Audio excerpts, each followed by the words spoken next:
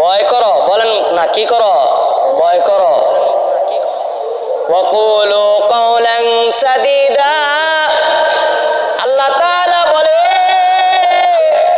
ওয়াকুলু কাওলান সাদীদা, জবান দিয়ে যা বলবা শালীন কথা বলো,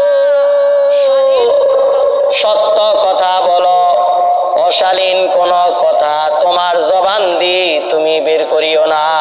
সুবহানাল্লাহ বলেন না।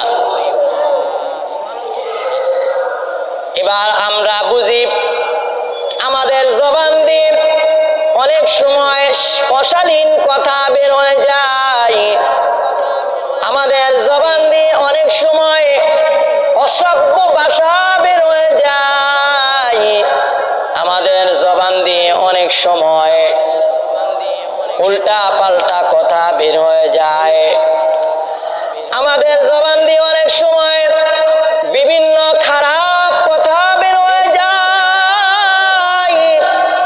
আল্লাহ বলেন ওয়াকুলু কাওলান সাদীদা, আল্লাহ বলেন তোমরা জবান দিয়ে যা বলবা শালীন কথা বলবে, অশালীন কোন কথা তোমার জবান দিয়ে বলিও না। ওয়াকুলু কাওলান সাদীদা, সত্য কথা বলো, শালীন কথা বলো। সুবহানাল্লাহ বলেন না। কি লাভ হবে?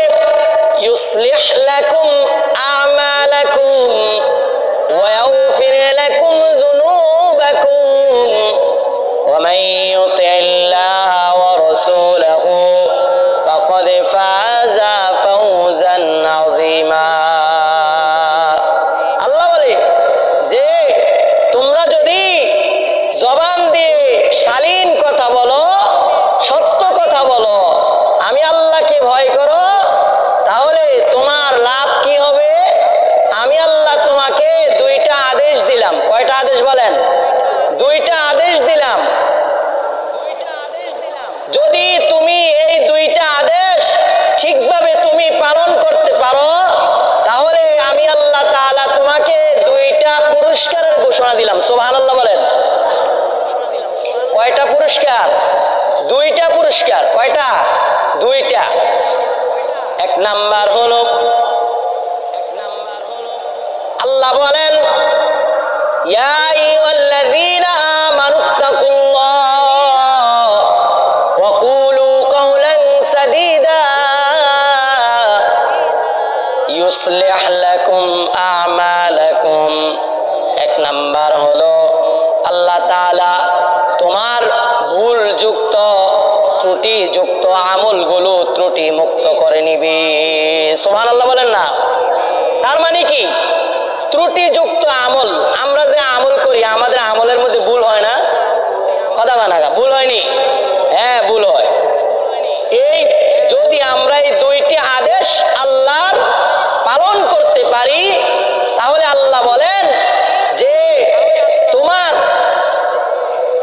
এই দুইটা আদেশ যদি তুমি পালন করতে পারো, তাহলে আমি আল্লাহ তাআলা তোমাকে দুইটা পুরস্কারের ঘোষণা দিলাম।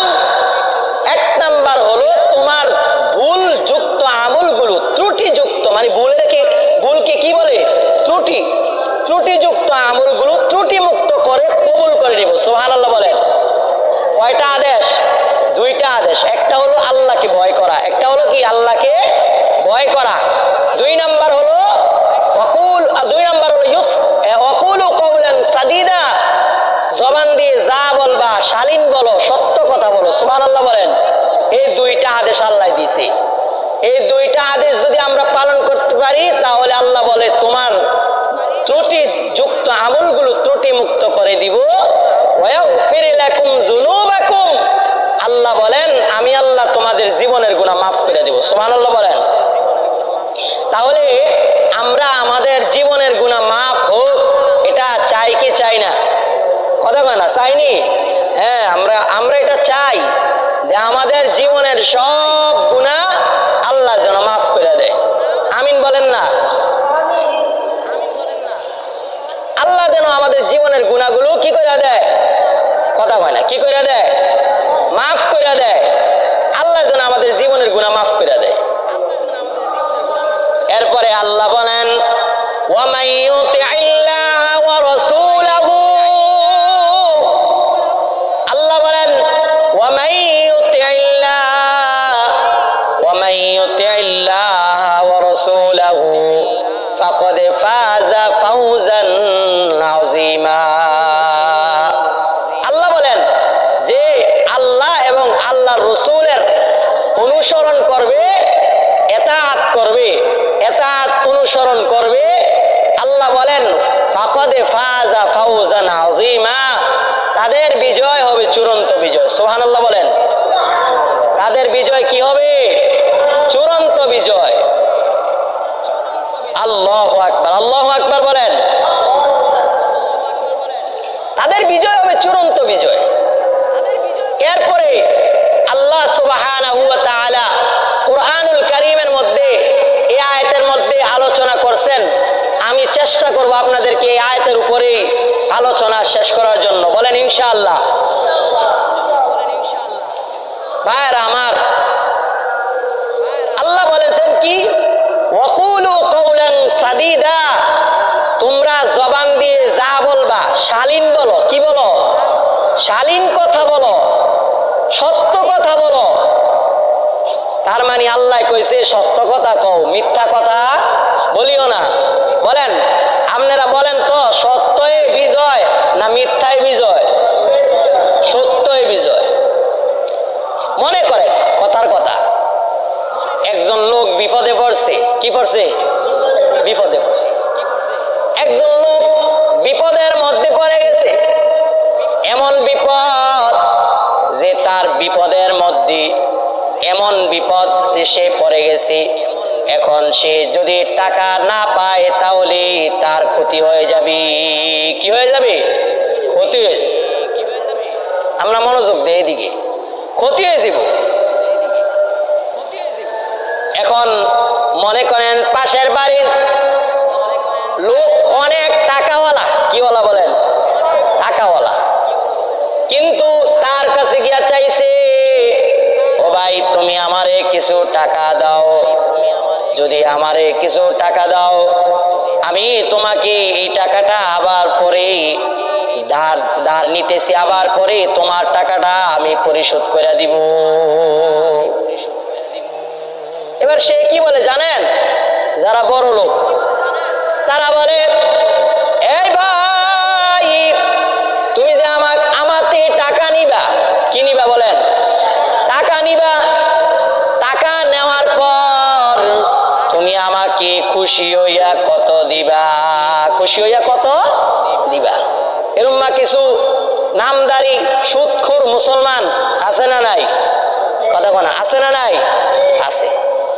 এর কাছে আওলাদ চাইতে গেলে হ্যাঁ কয় তুমি আমারে, আমি তোমারে দেব মনে করেন 50, এখন তুমি আমারে দিতে হইব 60।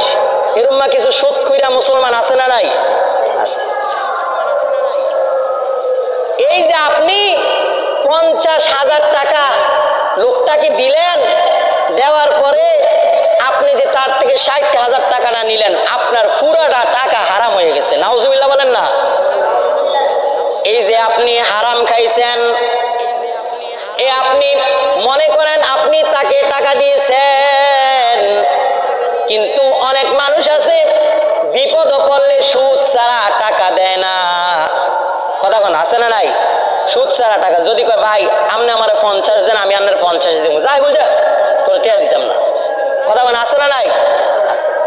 অথচ আল্লাহ রাসূল বলছে যে কেউ যদি কাউকে বিপদের সময় টাকা হাওলাত দেয়, তখন ওই লোকটা দান করলে যে সওয়াব হইতো, ওই লোকটাকে বিপদের সময় হাওলাত দিয়েছে এর চেয়ে বেশি সওয়াব হয়েছে। সুবহানাল্লাহ বলেন না? কিন্তু আমগো খাইচ্ছ হয়ে গেছে কি তা জানেননি? আমগো খাইচ্ছ হয়েছে আমরা হাওলাত নিলে দিতাম মন চায় না। কেন ঠিক নেই? হ্যাঁ, আমগো খাইচ্ছ হয়েছে আমরা হাওলাত নিলে কি করতে মন চায় না? দিত মন চায় না। এই জন্যই তো মানুষ মানুষকে হাওলাত দিতে চায় না। এই অভ্যাসটা পরিবর্তন করেন, তারপরে দেখবেন মানুষ আপনাকে বিশ্বাস করে কি দিবে? হাওলাত দিবে। কথা কোন? কি দিবে? হাওলাত দিবে। কিন্তু এই হাওলাত দেওয়া বন্ধ হয়েছে, সুদ বাড়ছে। সুদ কি বাড়ছে? হাওলাত দেয় না অনেকে, কি করবো? হাওলাত দেয় না, কয় ভাই 50,000 টাকা 60,000 টাকা ওই দেয়াম। তোমার উচিত ছিল তুমি সুদ না খাইয়া তুমি মাটির মধ্যে ফ্যাট লাগাইয়া পয়রা থাকবা, কিন্তু তুমি এই সুদের কাছে না যাওয়া উচিত ছিল। কিন্তু তুমি বলছো যে তুমি আমার 50,000 টাকা দাও, ঠিক আছে আমি তোমার 60,000 দেব। তাহলে সেও গুনাহগার হইল, তুমিও কি হইলা? গুনাহগার হইলা। এই সুদখোর যারা মনে করেন লাভ নেয়, লাভ দেয়, সুদের সাক্ষী হয়, সুদ লেখে, তাদের সমান গুনাহ। তাদের কি গুনাহ বলেন?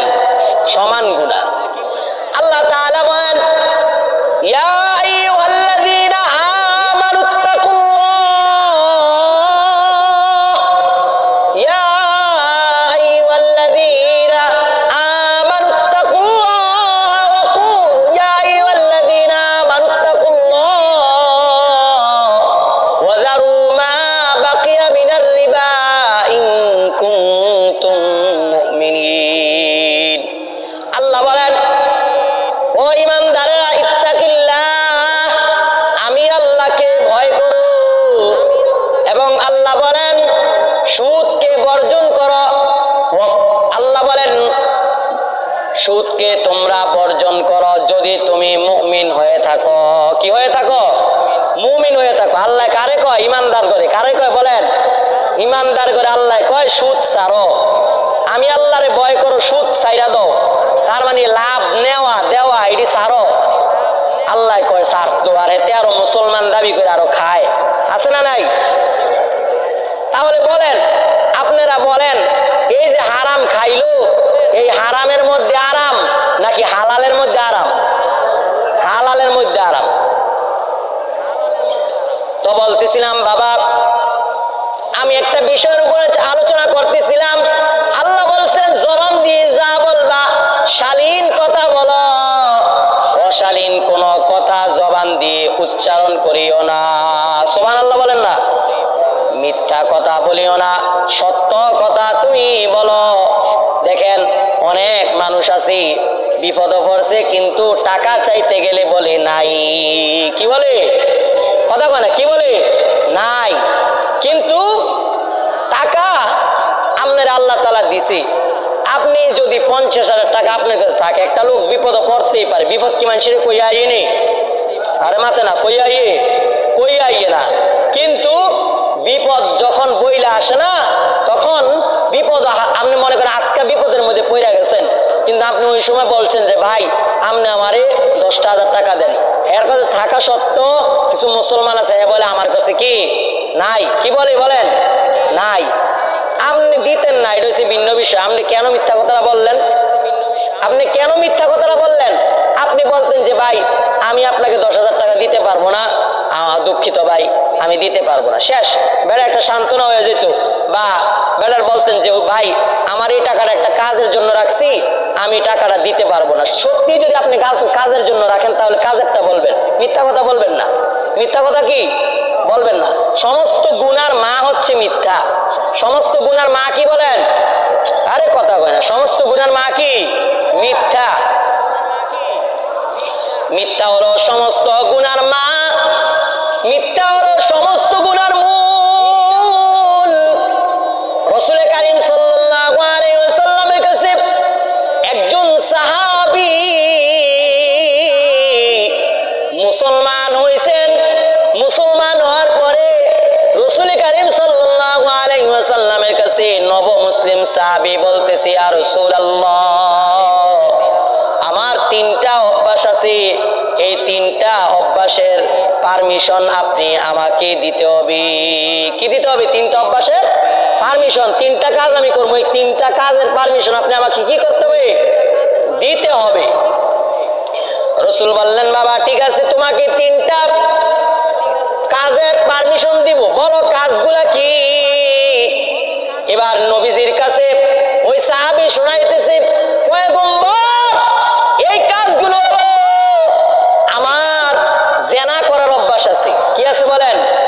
জিনা করার অভ্যাস আছে। 2 নাম্বার কাজ হলো আমার মদ খাওয়ার অভ্যাস আছে। কি খাওয়ার অভ্যাস আছে বলেন? মদ খাওয়ার। এরপরে কয় 3 নাম্বার হলো আমার চুরি করার অভ্যাস। কি করার অভ্যাস বলেন? চুরি করার অভ্যাস। আপনি আমাকে মুসলমান বানিয়েছেন, কিন্তু আপনি আমাকে 3টা জিনিসের পারমিশন দিতে হবে। রাসূল করিম সাল্লাল্লাহু আলাইহি ওয়াসাল্লাম বলে, বাবা যাও, তোমাকে 3টা পারমিশন দিলাম, এবার তুমি একটা পারমিশন শুধু মাইনা চলবা, সেটার নাম হলো মিথ্যা কথা বলবা না। মিথ্যা কথা কি বলবা না, মিথ্যা কথা বলবা না। এরপরে আল্লাহ পাক রব্বুল আলামিনের নবী তাকে এই নসিহত কইরা ছাইরা দিছে। এবার ওই যুবক সন্তান যখন, সাহাবী যখন চুরি করতে যায়, তখন নবীজির কাছে যখন নবীজির কথাটা মনে পড়ছে, হায় হায়, আমি যদি চুরি করি, আমার রাহমাতুল লিল আলামিন মুহাম্মাদুর রাসূলুল্লাহ সাল্লাল্লাহু আলাইহি ওয়াসাল্লাম যদি আমাকে জিজ্ঞাসা করে, আমি কি জবাব দিব? যদি বলে সাহাবী চুরি করছুনি, আমি নবীর সামনে চুরিওয়ালা মুখটা আমি দেখাইতে পারবো না, লজ্জা পাই। আমি নবীর সামনে না আর চুরিওয়ালা মুখ নিয়ে হাজির হইতে চাই না, মিথ্যা কথা বলতে চাই না। ওই সাহাবী চুরির থেকে ফিরে গেলেন। সুবহানাল্লাহ বলেন। এবার ওই সাহাবী আবার মদের আড্ডার দিকে রওনা, মদের বোতল নিয়ে যায়। ওই সাহাবী মদের বোতল নিয়ে যখন যায়, ওই সাহাবী এবার আফসোস করতেছে, হঠাৎ করে ভাবতেছে, হায় হায়, আমি যে মদ খাইতে যাইতেছি, নবী যদি আমার জিগায়, সাহাবী তুমি মদ কয় বোতল পান করেছ, আমি তো মিথ্যা কথা বলতে পারবো না, কারণ তিনি তো রাহমাতুল লিল আলামিন, হাবিবে কিবরিয়া নবী মুহাম্মাদুর রাসূলুল্লাহ সাল্লাল্লাহু আলাইহি ওয়াসাল্লাম, তিনার সামনে তো আমি মিথ্যা কথা বলতে পারবো না। আমি তো তিনাকে বলে আসছি, মিথ্যা কথা বলবো না। ওই সাহাবী এবার কি করলেন? ওই সাহাবী সাথে সাথে মদের বোতলটারে ফালাইয়া দিছি। সুবহানাল্লাহ বলেন। মদ খায় নাই। সাহাবী বলে যে আমি মিথ্যা কথা বলবো না, আমি রাসূলের সামনে মদ মিশানো মুখ নিয়ে কিভাবে দাঁড়াবো? আমার শরম হয়। কথা বলেন না, শোনেন, আমার শরম হয়। আমি কিভাবে রাসূলের সামনে এই মিথ্যা, এই মদ মেশানো মুখ নিয়ে, আমি যে মুখ দিয়ে মদ খাইছি, এই মুখ নিয়ে কেমনে রাসূলের সামনে দাঁড়াবো? না আমি শোনেন না, কথা শোনেন। আচ্ছা শোনেন, কথা শোনেন। রাসূল বলেছে যে, রাসূল কি বলেছিল? মিথ্যা বলবা না। কি বলেছিল বলেন? মিথ্যা বলবা না। তখন ওই সাহাবী বললেন কি, এবার বললেন, আমি রাসূলের সামনে মদ মেশানো, মদ খাওয়া মুখ লয়ে আমি রাসূলের সামনে যাইতে পারবো না, মদের বোতলটা এইটা দিয়ে ফালাই দিছে। সুবহানাল্লাহ বলেন। এবার 3 নম্বরে জেনা করতে গেছে, হঠাৎ করে রাসূলের কথা মনে করছে, আরে আমি না নবীর সাথে কথা বলতে আসছি, মিথ্যা কথা বলবো না, রাসূল করিম সাল্লাল্লাহু আলাইহি সাল্লামের সাথে কথা দিছি, মিথ্যা কথা বলবে না। এবার সে কি করলেন? মিথ্যা কথা বলে নাই, ওই জেনাও ছাইরা দিছে। সুবহানাল্লাহ বলেন। নবীর কাছে কই, ইয়া রাসূলুল্লাহ, কি এমন এক ওষুধ দিলেন যে ওষুধ আমার জন্য একবারে রুহের খোরাক হয়ে গেছে, আমার দিলের মধ্যে বৈশা গেছে, এই ওষুধের কারণে আমি এই 3টা পাপ আমি ছাইরা দিছি। সুবহানাল্লাহ বলেন। রাসূল রুহানি ডাক্তার। সুবহানাল্লাহ বলেন না। এই জন্য আল্লাহ বলে, ওয়াকুলু কাওলান সাদীদা, তোমরা জবান দিয়ে যা বলবা শালীন কথা বলো, অশালীন কথা বলিও না, সত্য কথা বলো, শালীন কথা বলো, শালীন কথা বলো। গীবত শেখায়াত জবান দিয়ে যেন আমার গীবত শেখায়াত না বের হয়ে যায়। এই জন্য বাবা, আল্লাহ তাআলা যেই কথাগুলো বলছেন যে আল্লাহকে ভয় করো এবং ওয়াকুলু কাওলান সাদীদা, এবং জবান দিয়ে যা বলবা শালীন কথা বলো। কয়টা আদেশ দিছে আল্লাহ? 2টা। বলেন কয়টা? 2টা। এরপরে কি হবে? আল্লাহ বলেন, ইউসলিহ লাকুম আমালাকুম, এই 2টা কাজ যদি তুমি করতে পারো, তাহলে আমি আল্লাহ তোমার ত্রুটিযুক্ত আমলগুলো ত্রুটি মুক্ত করে নিব। ওয়া ইয়াগফির লাকুম যুনুবাকুম, তোমার পিছনের গুনাহ মাফ করে দিব। ওয়া মান ইউতিইল্লাহ ওয়া রাসূলাহু ফাকাদ ফাযা ফাওজান আযীমা। আল্লাহ বলে যে তোমরা যদি এই আমার এবং আমার রাসূলের অনুসরণ ইতাআত করতে পারো, তোমাদের বিজয় হবে চূড়ান্ত। চূড়ান্ত বিজয়। সুবহানাল্লাহ বলেন। এই জন্য বলেন সত্য মানুষকে বিজয় করে, বলেন সত্য মানুষকে কি করে? বিজয় করে। মিথ্যা মানুষকে ধ্বংস করে, মিথ্যা মানুষকে ধ্বংস করে। এই জন্য আল্লাহর কাছে আমরা সদা সর্বদা আমরা আল্লাহর কাছে দোয়া করব, আল্লাহ আপনি আমাদেরকে সত্য বলার তৌফিক দান করেন, শালীন কথার তৌফিক দান, শালীন কথা বলার তৌফিক দান করেন। জবানটা যেন আমার পরিশুদ্ধ হয়, আমার জবান দিয়ে যেন গীবত শিকায়ত না বের হয়, আমার জবান দিয়ে যেন মিথ্যা কথা না বের হয়। আল্লাহ তাআলা আমাদের সবাইকে যা কিছু বললাম এই আয়াতের উপরে, আল্লাহ যেন আমাদের সবাইকে আমল করার তৌফিক দান করেন। আমরা সবাই পড়ি আমিন। ওয়া আখিরু দাওয়ানা আনিল হামদুলিল্লাহি রাব্বিল আলামিন। যারা সুন্নত করেন নাই, 4 রাকাত কাবলাল জুমা আদায় করে নেন।